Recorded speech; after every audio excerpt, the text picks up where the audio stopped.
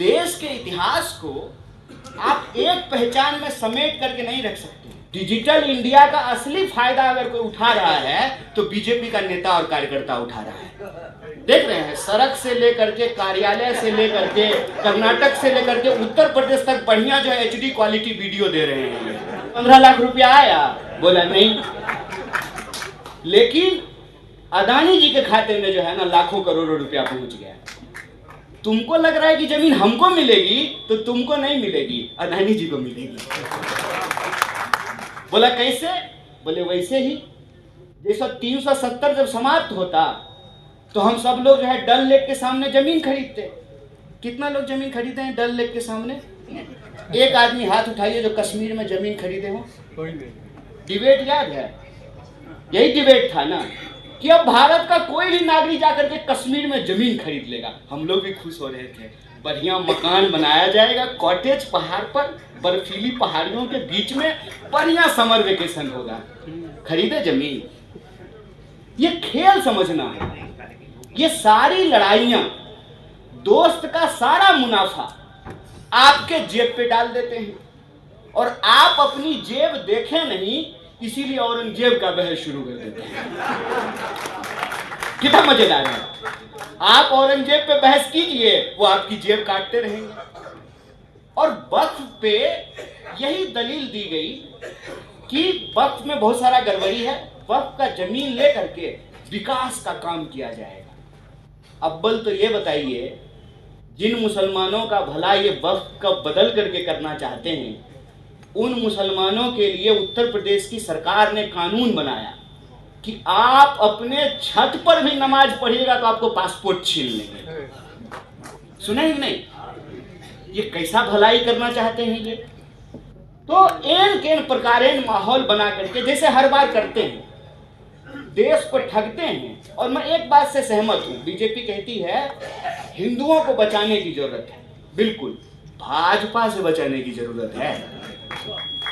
जैसे वो बोलते हैं ना, बेटी बचाओ बेटी पढ़ाओ, एक्चुअली बेटी को बचाने की जरूरत है इनसे। किससे बचाने की जरूरत है? भाजपा से बचाने की जरूरत है। धर्म, संस्कृति, इज्जत, संविधान, देश, सब कुछ, क्योंकि ये देश चलाने के लायक नहीं है। ये देश चलाने के लायक नहीं है। और पूरा माहौल बनाया और पूरा कोशिश करने के बाद जब वक्फ पे बिल पे वोटिंग हो रही थी तो मात्र 7 वोट का अंतर था। ये सारा जो मेकअप लगा करके, नया नया सूट पहन करके, फंसी ड्रेस में जो घूमते रहते हैं ना दुनिया में, बस 7 वोट का ही अंतर है मोदी जी। बस इन्होंने कानून पास कर दिया और ये माहौल बनाया कि संसद से कानून पास हुआ है। तो संसद से कल कुछ भी कानून पास हो जाए, कल को संसद से एक कानून पास हो जाए कि हम लोग नाक से नहीं कान से सांस लेंगे, तो क्या कान से सांस लेना शुरू कर देंगे? देश की एक आधारभूत संरचना है। क्या है भारत? भारत जो है इतिहास की किताब में लिखा हुआ एक शब्द है कि इसकी एक संस्कृति है, इसकी एक परंपरा है, इसका एक सह अस्तित्व का इतिहास है। राजे राजवारों की कहानी नहीं होती है इतिहास। और भारत का राष्ट्रवाद धार्मिक नहीं है। भारत का राष्ट्रवाद सामाजिक है। भारत के इतिहास में सिर्फ आस्तिकता का इतिहास नहीं है, नास्तिकता का भी इतिहास है। अगर आप राष्ट्रवाद को धार्मिक बनाएंगे तो मुझे बताइए कि कबीर को क्या करेंगे? कबीर को भारत के इतिहास में कौन सी जगह देंगे? जब कबीर कहते हैं कंकर पाथर छाड़ के माजिद लियो बनाए, तापर मुल्ला बांध दे, बहरो भयो खुदा, क्या करेंगे कबीर का? कबीर कहते हैं पाथर पूजे हरी मिले तो मैं पूजूं पहाड़। क्या कीजिएगा कबीर का? इस देश में अगर एकेश्वरवाद है, एक ईश्वर को मानने वाले लोग हैं, तो बहुएश्वरवाद भी है, बहुत सारे ईश्वर को मानने वाले लोग। इस देश में अगर आस्तिकता का इतिहास है तो इस देश में नास्तिकता का इतिहास भी है। जब चारवाक स्कूल ऑफ थॉट कहता है यम जीवेत सुखम जीवेत ऋणम कृत्वा घिवम पिएत, जो कुछ भी है यहीं पर है। और हमारे कामरेड लोग भी ये गीत गाते थे, तू जिंदा है तो जिंदगी की जीत पे यकीन कर, अगर कहीं है स्वर्ग तो उतार ला जमीन पर। क्या कहता है गीता? गीता कहता है कि कर्म सब कुछ होता है, कर्म प्रधान समाज है, और कर्म प्रधान अगर समाज है तो उस देश के राष्ट्रवाद को आप धर्म प्रधान कैसे बना सकते हैं? और इस पर फूले लिखते हैं कि माली का धंधा है वोट देना, लोहार का धंधा है लोहे का काम करना, बढ़ई का धंधा है लकड़ी का काम करना। तो बताइए पंडित का धंधा क्या है? फिर पूजा कराना धर्म है कि धंधा? बताइए, हम नहीं कह रहे हैं, फूले कह रहे हैं। इस हिंदू धर्म के भीतर अगर वैष्णव परंपरा है, क्या कहते थे गांधी? वैष्णव जनते तेने कहिए पीर पड़ाई जाने रे। हाथ में तलवार लेकर के कौन सा धर्म बचा लीजिएगा आप? कौन सा धर्म बचा लीजिएगा? रावण जब मर रहा था तो राम लक्ष्मण को रावण के पास भेजते हैं और कहते हैं जाओ जाकर के कुछ सीख लो, बड़ा विद्वान आदमी था।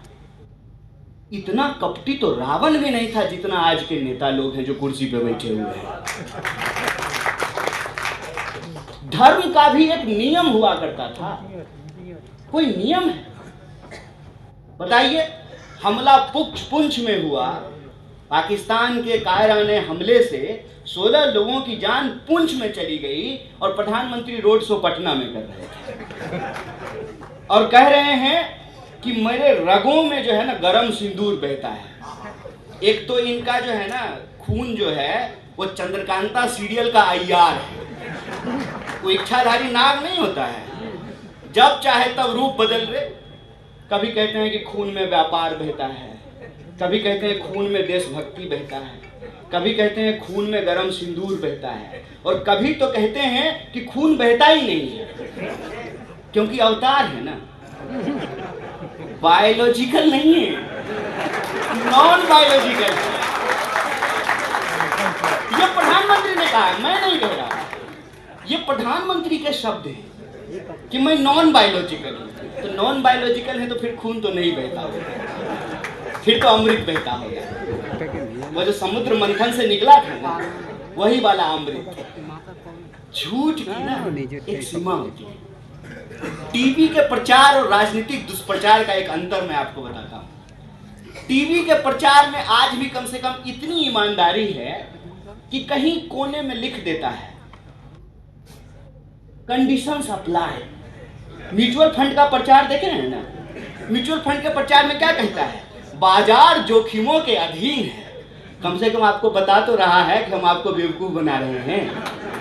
राजनीतिक दुष्प्रचार में जो है ना इतनी भी नैतिकता नहीं बची है। झूठ, बेशर्मी, बिना किसी सीमा का। क्रोनोलॉजी ये है कि वक्फ का कानून पास हुआ और देश में जो है उसके खिलाफ विरोध प्रदर्शन होना शुरू हुआ। बंगाल में विरोध हो रहा था।